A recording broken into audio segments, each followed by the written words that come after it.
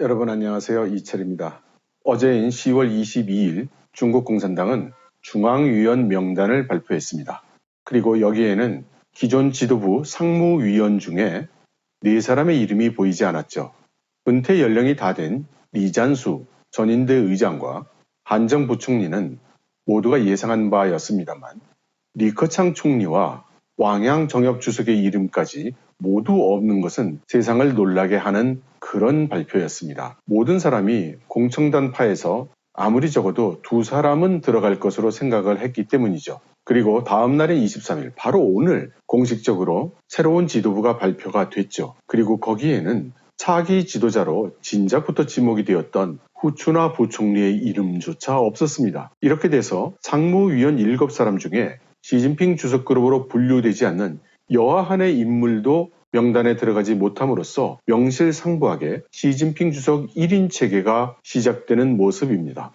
그리고 지난번에 제가 시진핑 주석의 명칭에 관계해서 국가보다 당이 높고 당에서의 명칭은 총서기이니 시진핑 총서기로 부르는 것이 맞지 않은가라는 취지의 그런 말씀을 드린 적이 있었습니다. 여기에 대해서 언론계에 계신 한 분이 그것은 언론계에서 그걸 몰라서가 아니고 당이 국가보다 높다고 하더라도 국가 원수로서의 공식 명칭은 국가주석이기 때문에 그 명칭을 쓰고 있는 것이다.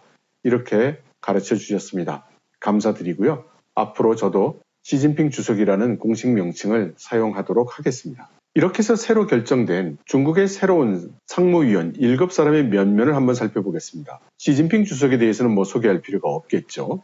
그런데 권력 서열 2위에 리창 현 상하이 서기의 모습이 나타나는 것은 조금은 의외였습니다. 물론 서방 언론 중에는 리창 서기가 총리로 유망하다 이런 보도를 낸 곳도 있었습니다. 하기는 리창 서기는 시진핑 그룹의 정적이라고도 할 수 있는 상하이 방의 본산에 들어가서 큰 무리 없이 조직을 장악했고 또 상하이 지역의 경제도 별다른 잡음 없이 잘 이끌어서 그 행정 능력 그리고 정치적 지도력을 인정받은 사람이죠. 반면 베이징 서기 차이치의 등용은 사뭇 의외였습니다. 사실 주류 언론들은 차이치의 이번 상무위원 입성을 아무도 예상하지 못했었습니다. 왜냐하면 차이치는 시진핑 주석하고는 어렸을 때부터 같이 학교도 다니고 한 끈끈한 신뢰관계가 있다고는 알려졌지만 상대적으로 교육 수준이 좀 낮은 편이고 행정 등 정책 집행 수단이 좀 거칠다 이런 평들이 많았고 또 연령이 상당히 높기 때문에 이번에는 아마 은퇴하지 않겠는가라고 보는 관측이 대부분이었습니다. 그러나 예상을 깨고 차이치 베이징 서기가 상무위원으로 입각을 한 것이죠. 차이치는 중앙서기처 서기를 맡음으로써 시진핑 주석을 뒤에서 백업하는 그런 역할을 할 것으로 사료가 됩니다. 그리고 기존 멤버 중에 유임을 한 것이 짜오러지와 왕후닝이었죠. 이 2사람은 한 사람은 기율위원회라는 내부 통제, 다른 사람은 사상과 이념이라는 선전, 이 2가지 기능을 해오던 사람이죠. 그래서 앞으로도 이념적으로 강경한 그런 정책을 펼 것으로 예상이 되고 있는 사람들입니다. 특히 짜오러지는 얼마 전 칭링 별장 사건과 천억 광산 사건이 모두 잘 마무리되면서 어떤 의미로든 시진핑 주석과의 연대는 깊어졌다. 이렇게 볼 수 있겠죠.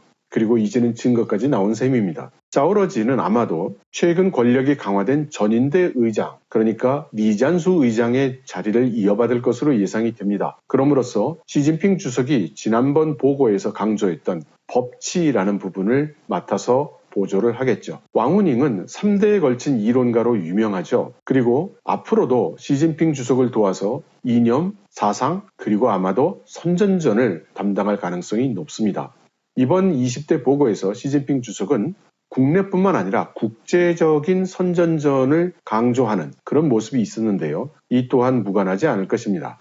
그동안 시진핑 주석의 비서실장격인 판공실 주임을 맡아온 띵세상은 이번에 모든 사람의 예상대로 이번 상무위원회 입성을 했습니다. 그리고 그동안 한정이 맡아왔던 국무원 부서기 역할을 할 것으로 예상이 되죠. 한정의 역할은 주로 정부기관들의 예산을 분배하고 통제하는 역할이었습니다. 그러니 딩세상도 아마도 이런 역할을 같이 수행을 하겠죠. 아마도 앞으로는 중국 정부의 예산 통제가 보다 엄격해지고 고삐를 조일 가능성이 큽니다. 이럴 때 시진핑 주석의 신복으로 알려진 팅셰샹이 그러한 역할을 한다면 정보기관에서는 저항하기가 어렵겠죠. 그런 면에서 납득이 되는 인사라고 하겠습니다. 또 한 가지 이번 상무위원 인사의 특징은 차기 지도자, 그러니까 후계 계도에 대한 배려가 전혀 보이지 않는다는 점입니다. 중국의 인사체제로 볼 때 만일 다음 후계자들을 고려한다면 이번에 50대 젊은 지도자들이 상무위원에 입각을 해야 맞습니다. 그런데 이번에 상무위원에 입각한 사람은 물론이고 심지어 정치국 위원 안에서도 50대는 찾아볼 수가 없습니다. 그러니 이번 인사에서는 전혀 다음 후계 체제를 고려하지 않는다라는 걸 알 수 있죠. 그것은 곧바로 다음 5년 후에도 시진핑 체계가 계속 갈 공산이 크다. 적어도 그렇게 의도하고 있다. 이렇게 읽어볼 수 있을 것 같습니다. 그리고 이번에 새로 갱신이 된 정치국 의원들을 보면 어느 한 분야의 전문성을 깊이 가진 사람들로 구성이 되어 있는 점을 발견할 수 있었습니다. 그리고 그 전문성은 주로 정치 이념 분야, 그리고 군사 분야, 그리고 기술 분야, 이 세 분야에 집중이 되어 있어 보입니다. 그것은 다시 말하면 상대적으로 행정에 관한 부분이 강조되지 않았고 또 경제에 관한 부분이 고려되지 않았다는 그런 특징이 있는 겁니다. 그 다음 중앙서기처는 아까 말씀드린 대로 자이치가 맞는 것으로 결정이 된 것 같습니다. 그리고 나머지 멤버들을 보면 스타이펑, 리간지에, 리슐레이, 전원칭, 류진구, 왕샤오홍 이렇게 기율계통 사람이 둘, 공안 부장이 하나, 그리고 이념 선전 분야 사람이 둘, 나머지 한 사람만이 공학도 출신의 행정가입니다. 이것은 전형적으로 내부 통제에 주안점을 둔 그런 인사라고 읽을 수 있겠습니다. 새로 바뀐 군사위원회를 보면 다음 표와 같습니다.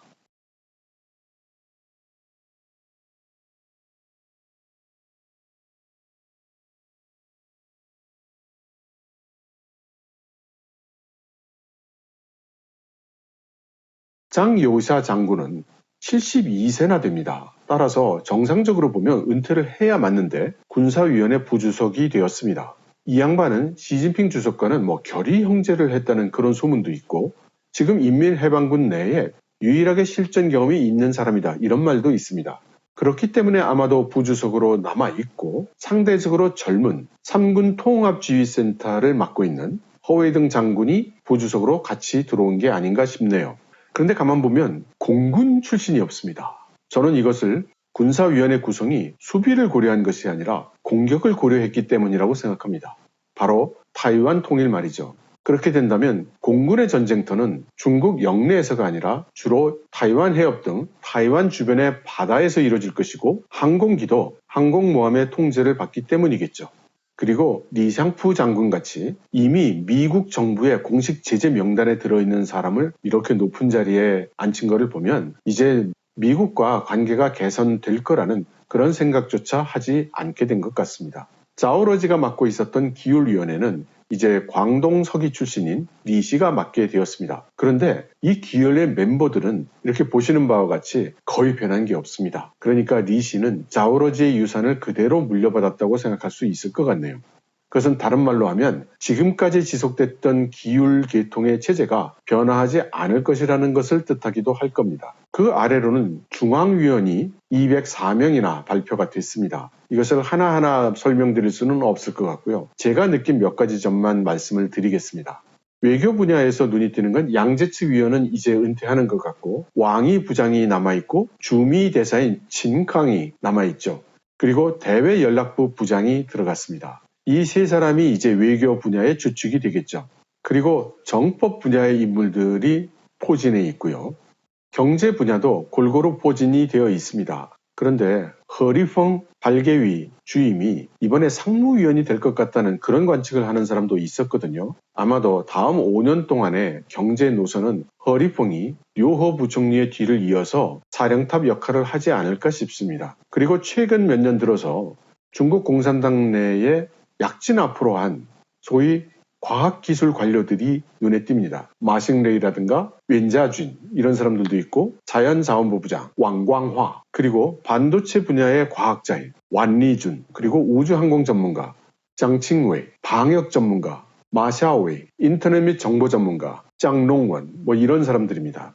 그리고 각 성의 서기와 부서기들이 중앙위원으로 들어와 있죠. 그러니까 60여 명의 서기 부서기들이 들어와 있는 겁니다. 총평을 해본다면 오늘 발표된 중국 공산당의 차기 지도부 인사 내용의 특징은 한마디로 시진핑 주석 1인 체계가 확립된 것입니다. 심지어 격대 지명의 관례에 의해서 차기 지도자로 선정이 되었던 후춘화 부총리가 상무위원회 발도 들이지 못하는 이제 그런 상황이 벌어진 거죠. 그리고 경제 분야의 사람들의 비중이 많이 줄어들었고 상대적으로 군사계통 그리고 정법계통의 사람들이 늘어났습니다. 그런 것을 보면 앞으로의 경제정책이 시장경제 위주의 그리고 개방경제 위주의 지금까지 중국이 누려왔던 자유무역시장 체계의 그런 경제체계로 갈 것 같지는 않습니다. 그보다는 국가통제 위주의 경제정책이 될 가능성이 더 높고 미국을 비롯한 서방의 경제 제재를 극복하고 또 기술 제재를 극복하기 위한 그런 쪽으로 정책의 중심이 갈 것 같습니다. 그러므로 중국의 내부 통제는 더욱 강화될 것이고 경제 성장 같은 방면은 낙관할 수가 없겠죠. 당연히 중국에 수출을 해야 되는 우리 기업들 입장에서는 그렇게 바람직한 미래가 놓여 있다고는 말할 수 없을 것 같습니다. 그리고 전반적인 인사의 방향, 그리고 인사의 내용, 그리고 인물들의 비중 이런 것을 생각한다면 저는 조심스럽게 이번 시진핑 주석이 한 인사는 앞으로 전시체계 또는 준전시체계가 될 것을 의미한다고 봅니다. 그래서 중국은 향후 대외적으로 미국과 이념전쟁 및 선전전을 보다 강화하고 외교전도 더 치열해질 것으로 봅니다. 대내적으로는 양안 통일을 위한 군사적 방안을 준비하고 기회를 보아 감행할 것이라고 그렇게 생각이 됩니다. 저는 원래 양안전쟁 발발 시기를 2027년이 가장 가능성이 높다고 그렇게 생각해 왔는데요. 최근의 동향을 보면 그보다 빨라질 가능성도 충분히 있을 것 같습니다. 왜냐하면 바이든 행정부의 대중 압박과 제재가 예상보다 강력하고 그 결과 시간이 꼭 중국 편에 있는 것 같지가 않기 때문입니다. 그리고 저희들 실생활과 직결되어 있는 코로나 방역 정책. 저는 이제 27일째 집에 못 가고 대기 중입니다. 이 방역 정책이 완화가 돼야 저도 빨리 집에 갈 수 있을 텐데 시진핑 주석은 방역 체계에 대해서 제로 방역 정책을 지속하겠다고 지속하는 것만이 승리의 길이라고 이렇게 이야기를 했으니 어떻게 될지 모르겠습니다. 어찌 생각하면 베이징의 차이치 서기가 이제 높은 자리에 들어갔으니까 이제 기분이 좋아져서 좀 풀어주지 않겠나 이런 생각이 한편 들기도 하지만 또 다른 편으로 생각해 보면 시진핑 주석의 정책을 더욱 강력하고 철저하게 시행해야지 이렇게 생각을 한다면 지금보다도 더 엄격해질 가능성도 없는 것이 아니라는 생각이 드네요. 어쨌든 저는 집으로 갈 날을 기다리면서 또 하루를 여기 천진에서 보내고 있습니다. 여러분 들어주셔서 감사합니다.